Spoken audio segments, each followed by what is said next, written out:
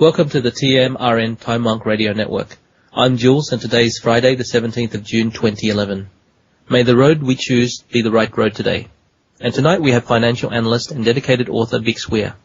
Bix is the creator of the Road to Ruta theory and has worked closely with the Gold Antitrust Action Committee, or GATA. Bix's website is roadtoruta.com. Hi Bix, welcome to the WebBot Forum Roundtable. Thanks, Jules. It's good to be here.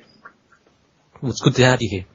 The WebBot Forum administrator is Fox, and today he'll be doing the recording and technical support of the show. Several members of the forum were kind enough to join us tonight. They include moderators Perseus and Dr. Steve, and members Romans, RTG, Odison, and Diane B. For listeners, this interview will assume you have a fairly good understanding of finance, and in particular Bix's work.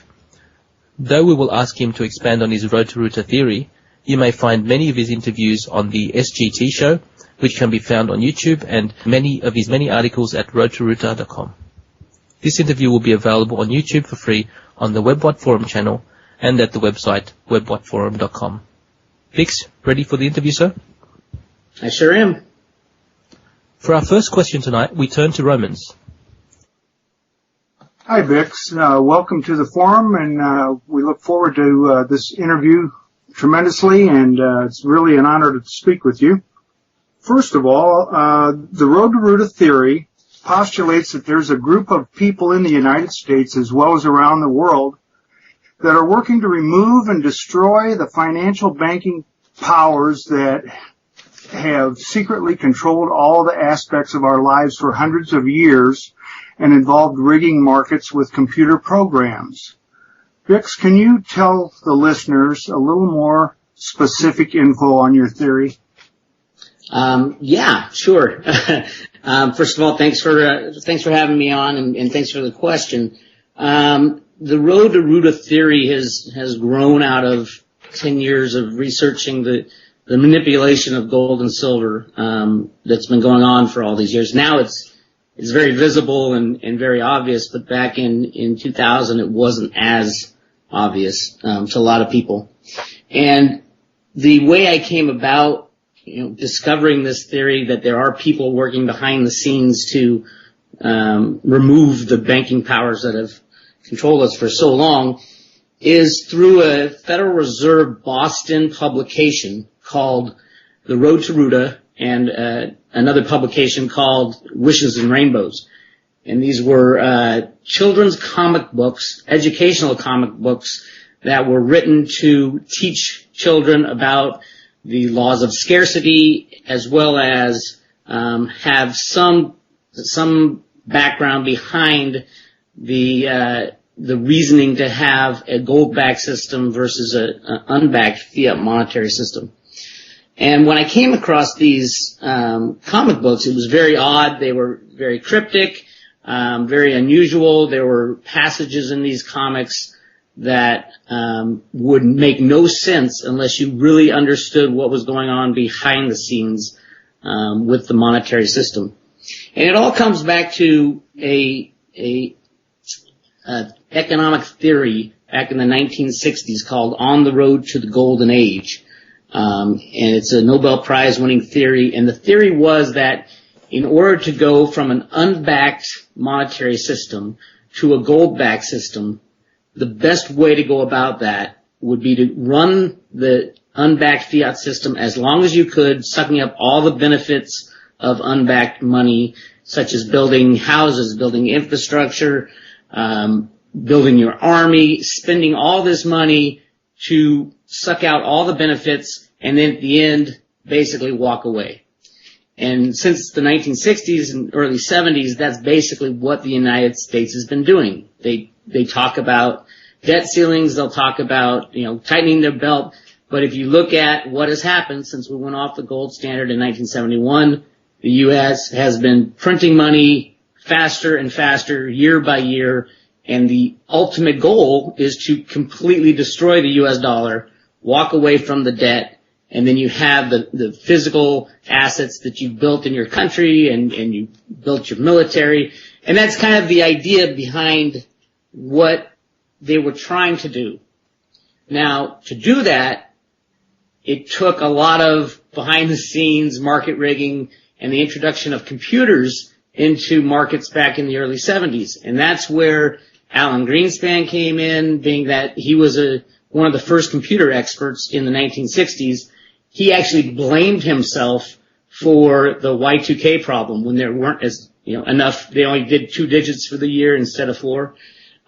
So he was a computer expert and a gold bug back then, and has been working behind the scenes to implement this return to the gold standard. But at the same time, when you destroy the monetary system, that's the seat of power of the banks. So you're also taking out these bankers that have been controlling us for so long. So that's kind of the overall theme of the road to Ruta, and there's a lot of different offshoots, but that's the basics of it. Well, I appreciate that. I sure hope you're right. It sure gives us some hope. I have one more question here while we're at it. We're all aware that you're familiar with Cliff High's WebBot reports. Can you spend some time and explain to us how you feel some of his predictions fall in line with your road to Ruta theory? Sure. Yes, I am a big fan. I claim it proudly. Cliff is an amazing human being, and his WebBot programs and the way he deals with that is amazing. I actually did not come across Cliff until much later. I've been working in the gold and silver manipulation angle since about the year 2000, working with Bill Murphy and Gatta and those guys to find out what was really going on. And then the more the road to Ruta theory developed, the more I saw the coming chaos of the end of a fiat money system. And in about 2008, I came across Cliff's work. One of my subscribers pointed me towards Cliff, and I've been hooked since 2008. And a lot of what Cliff says about the economy, about the crashing of the dollar, fit in almost perfectly with my analysis of the road to Ruta, the destruction of the monetary system on purpose, the removal of the bad guys, shall we call them, the banking cabal or the military-industrial complex, whatever you want to call them.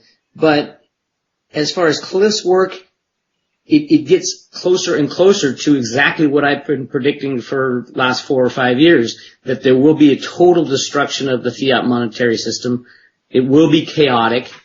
But just recently, Cliff has talked about a little bright light in the far off future.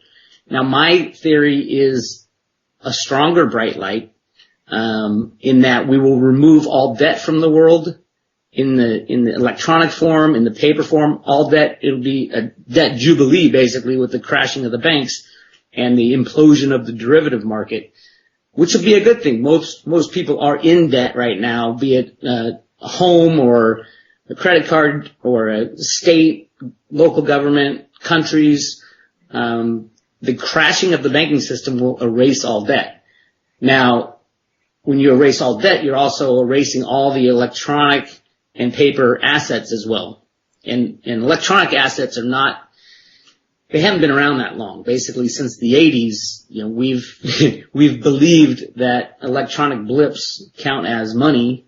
But truthfully, they're just electronic blips. They're IOUs, to and from a bank. And people, I think, will have a very rude awakening when they wake up and see that, the things they believed in to be their assets were nothing but, electronic entries at a bank that is pretty much insolvent at the moment. So back to Cliff, everything's coming in line. Cliff has gotten more and more dire as of late on the US dollar. He also recently, I don't know how recently, but really got into on the silver side, pointing out how silver should perform a lot better than almost anything else, and it might be even the silver bullet that kills the banks, the rise in the price of silver. That jives with my theory as well, although I think the difference lies in that I believe they, as in the banks and the controllers of gold and silver, can place the price of silver anywhere they want. Meaning that if you have a computer program trading back and forth to itself, you can flash crash a market, for example, like they did recently. You saw the price of Accenture, the stock go from $40 to zero. And that was a real trade. They had flushed out all the buyers and with a computer, and if they had stopped trading of that market right then, they could have easily settled all contracts at zero. And I think that might be one of the possibilities of what they're going to try to do on the COMEX, do a flash crash type of thing and then turn off trading and nobody has to pay up in physical silver. Okay, thanks. Sure. Welcome, Bix. This is Dr. Steve speaking, and thank you very much for granting us this interview. My question is regarding your road to Rooter theory. What recent information do you have or have seen that further supports your road to Rooter theory? It's interesting because almost everything I look at in the news today, I look at it with a little slant of, how does this relate to the road to Rooter theory? The biggest thing that has happened in the last week or week and a half is the end of behavioral finance.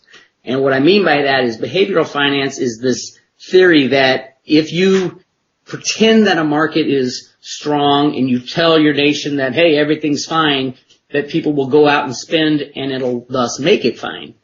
And Larry Summers taught that at Harvard. And he was a big proponent of that in 2009 when Obama brought him in, as part of his economic team. I told all my subscribers that they're gonna bump the stock market. You just watch. We've hit the bottom because everything that was coming out of the White House was saying, we've bottomed out, everything's glorious. Then they went in and primed the market. Well, Summers is now out. Austin Goolsbee, who is also a behavioral finance guy, just left last week. And then Peter Diamond, who is an MIT professor of behavioral finance, was rejected as a Federal Reserve board member.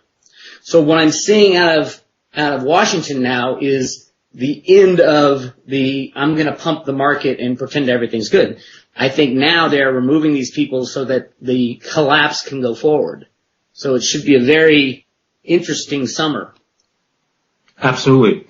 Bix, another question I have is one that's from Turd Ferguson. Turd wants to know, with COMEX registered silver at all-time lows, is the COMEX now settling future contracts almost exclusively with paper silver extracted from the SLV ETF? First of all, I love Turd Ferguson stuff. ELV, I'm sorry. The SLV ETF. Right. Turd Ferguson is great. He's doing a great job out there, fighting the battles on the silver and gold side. When it comes to COMEX registered inventories of silver, I think, it's a very visible thing. All these warehouses are owned and controlled by the banks. If you run down who's in charge of posting those numbers, it's the banks. And we've heard stories of, I think it was Scotiabank reporting that they have all this silver and gold in inventory, and then people go there and they don't see it. I don't believe any of the COMEX information for the very simple reason, if you look at Eric Sprott's ETF fund for silver, it was a silver-backed fund, a real one.